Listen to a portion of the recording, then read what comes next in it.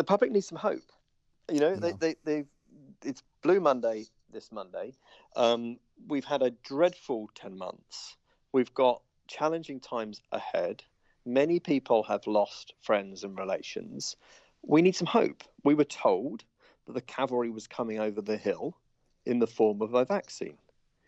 And all I'm saying, and many of my colleagues are saying, is that I just think somebody needs to ask the question and be pressing ministers to ask this question as to the success in the vaccine. And I think you're going to hear some real success in the biggest set of numbers of new vaccines given today by the Prime Minister at the press conference at 5 o'clock.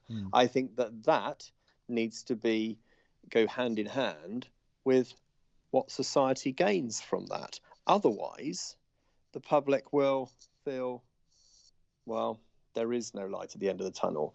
Let me just give you an example. I've spent best part of today at the Badger Farm Vaccination Centre in my constituency, and I've been a receptionist, I've been a steward, and I've been. I didn't realise MPs were so versatile. I know. I've been chatting to people, checking them in, and sitting with them while they've been having their vaccinations. And a lady who I checked in, she went along, she did her jab. On the way out, she smiled and I put my thumbs up and I said, "Everything okay?" And she said, "Yes, Steve, I'm free." And I said to her, "Bless you." I said, yeah, it's great you've had it, but you're not free yet. Obviously, there's a couple of weeks for the jab to take effect, and we are still in lockdown, and we need to get everybody vaccinated in the dangerous groups. And she teared up, and it was a real blow to her because she thought, I've had my jab, therefore I'm free. Now clearly it was an extreme example, but it's an example of the mindset that there will rightly and understandably be, which is we were told the vaccine was the way out of this. Yeah. We've got the vaccine. We've vaccinated 15 million people by the 15th of February because that's the pledge. So what's coming in return? If you're then told, wow, now it's about infection numbers and then it's about long COVID. And as somebody said on the radio this morning, it's about the people. How are we going to keep the people safe who refuse to take the vaccine? Then people could start wondering, is there anything that is ever going to get us out of restrictions?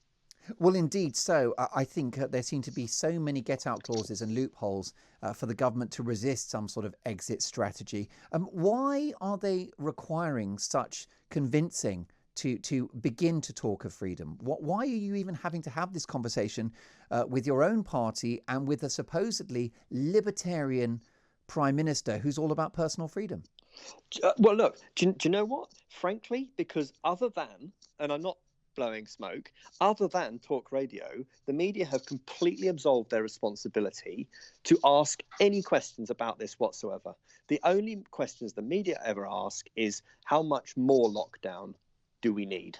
Yeah. They never stress test about the return to normal. And one of my colleagues, Dr. Andrew Morrison, said in the House of Commons a few weeks ago, and he was right, and it's a difficult subject to touch upon, is that we're going to have a conversation about what harm are we prepared to face as a result of this virus.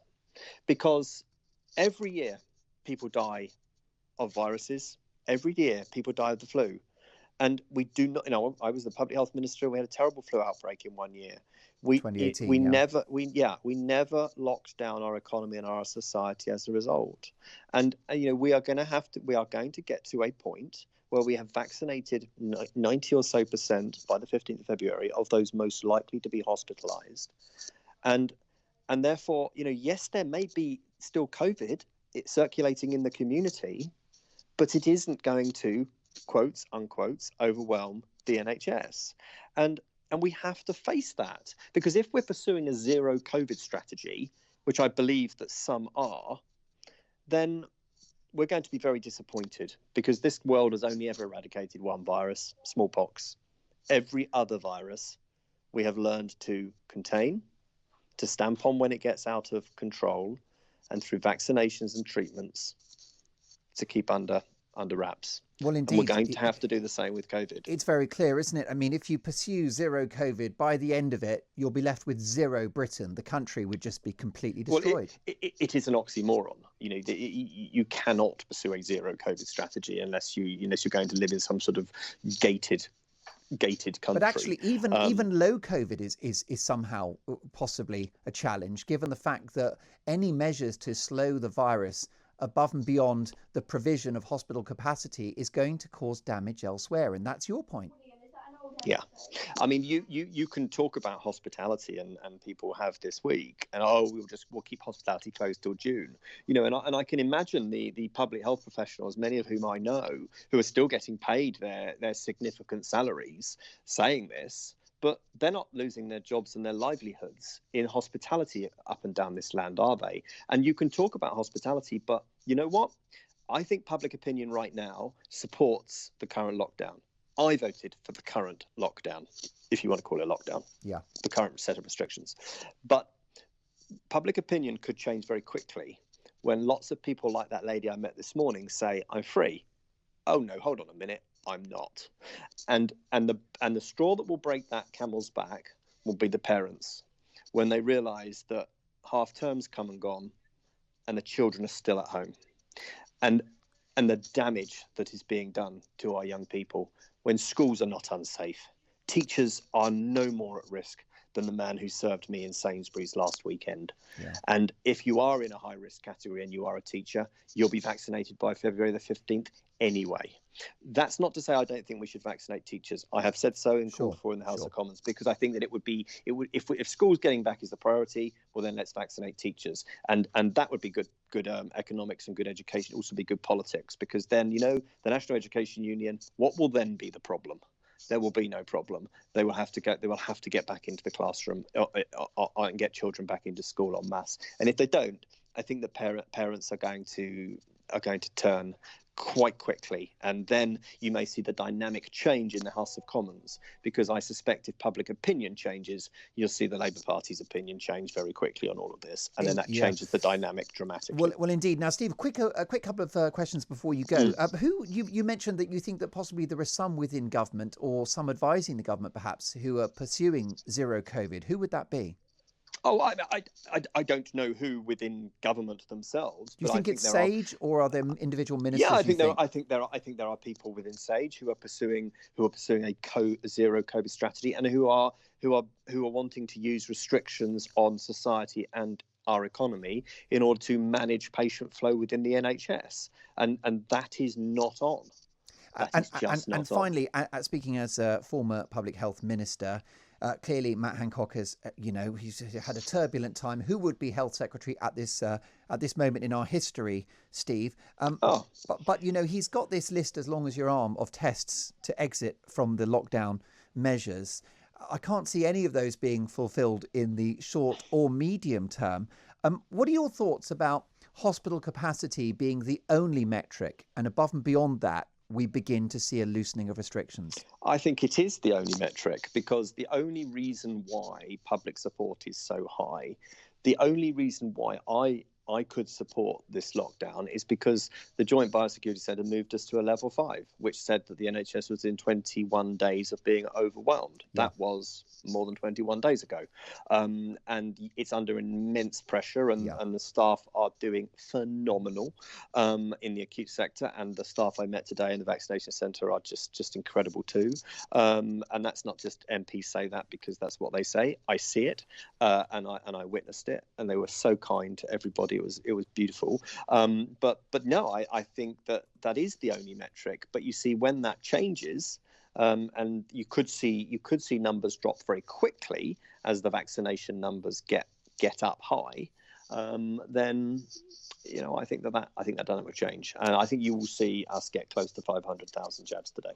And then finally, that's a bit of an exclusive there, a bit of a preview, 500,000. That would be a great achievement. That's what I think. Final. Well, fingers crossed you're right about that, Steve. Final question. We're grateful for your time. You might become Prime Minister one day, but I'm going to make you Prime Minister right now. I won't. They all say that. What does the next few weeks or months look like in your ideal scenario, with the knowledge that the NHS has got the capacity it needs? It's never going to be rosy in the garden, but can you outline what you think a roadmap looks like in the coming weeks?